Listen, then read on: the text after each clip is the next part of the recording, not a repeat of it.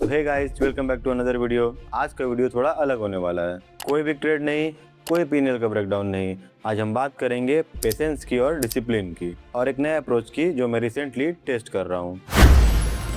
पिछले 4 trading days में मैंने एक भी ट्रेड नहीं लिया और ऑनेस्टली ये डिसीजन मैंने सोच समझ कर लिया था, क्योंकि मुझे लगा कि बिना क्लियर सेटअप के सिर्फ ट्रेड लेने के लिए ट्रेड लेना सही नहीं होगा। क्यों, वो मैं आज एक्सप्लेन करूंगा। तो चलिए एक बार चार्ट पर शिफ्ट करते हैं और देखते हैं कि मार्केट में मैं एग्जैक्टली क्या वेट कर रहा हूँ।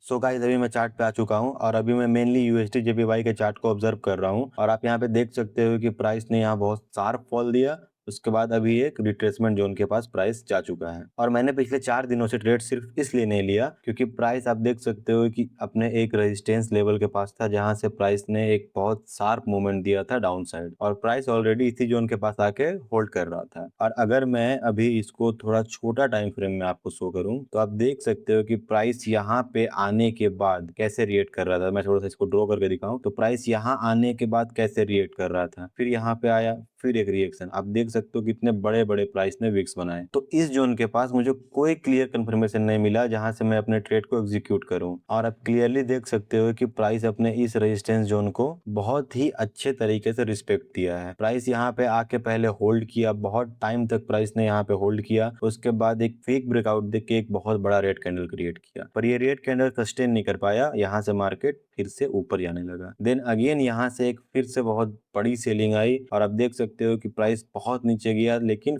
फिर से एक रिएक्शन मिला। तो यहाँ से कोई क्लियर कंफर्मेशन मिल ही नहीं रहा था कि मैं कोई भी ट्रेड एग्जीक्यूट करूं, ना ही बाइंग के साइड ना ही सेलिंग के साइड, क्योंकि आप क्लियरली देख सकते हो कि प्राइस यहाँ पे बहुत छोटे छोटे कैंडल्स बना के ऊपर जा रहा है और सस्टेन भी नहीं कर पा रहा है अपना वो बाइंग ट्रेंड को। ऊपर जाके फिर नीचे आ रहा है, फिर ऊपर जाके फिर नीचे आ रहा है, बार बार इसी मूवमेंट को रिपीट कर रहा है। तो यहाँ से कोई भी स्ट्रॉन्ग कंफर्मेशन नहीं है अभी तक कि मैं यहाँ से बाइंग करूं, या फिर कोई भी ऐसा कंफर्मेशन नहीं है कि मैं यहाँ से सेलिंग करूं। और पिछले कुछ ट्रेड्स के बाद अब मैं जल्दी इंटरेस्ट लेने की जगह थोड़ा और पेशेंस रखने की कोशिश कर रहा हूँ, क्योंकि कभी कभी मार्केट में best trade simply no trade होता है। सो गाइस, अभी मैं आपके सामने ही यहाँ पे कुछ जोन्स मार्क करने वाला हूँ। आप देखते जाओ कि मैं अभी किस किस जोन्स को मार्क कर रहा हूँ।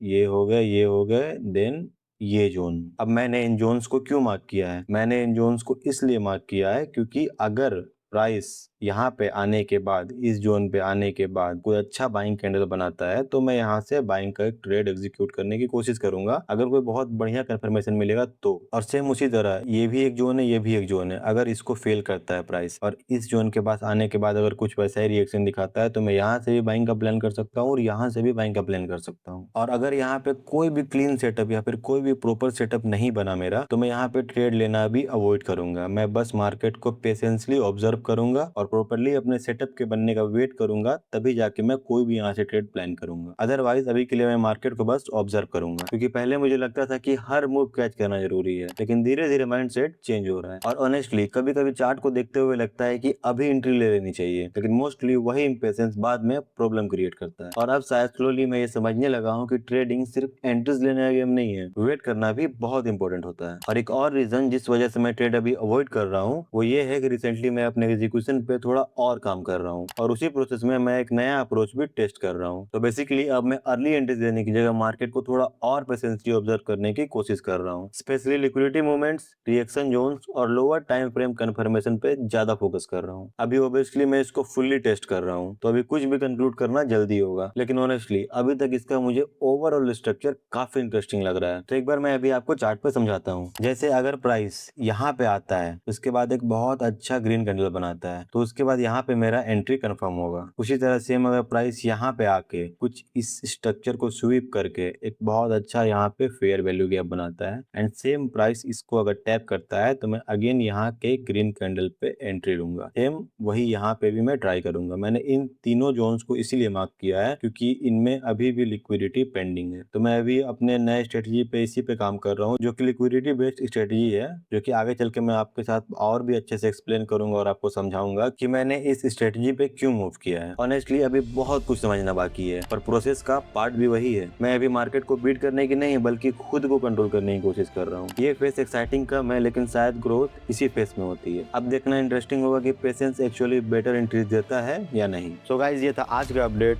कोई ओवर ट्रेडिंग नहीं, कोई प्रॉफिट लॉस फ्लेक्स नहीं, बस एक ऑनेस्ट पिक्चर कि मैं अभी कहाँ हूँ और किस डायरेक्शन में मूव करने की कोशिश कर रहा हूँ। मैं जानता हूँ कि आज ट्रेड नहीं लिया टाइप वीडियोस थोड़े बोरिंग लग सकते हैं, लेकिन ऑनेस्टली शायद यही रियल ट्रेडिंग का पार्ट है, क्योंकि ये जर्नी ग्लैमरस कम है और कंसिस्टेंसी और पेशेंस ज्यादा। तो अब देखते हैं मार्केट नेक्स्ट क्या अपॉर्चुनिटी देता है। तो अब हम मिलेंगे नेक्स्ट वीडियो में।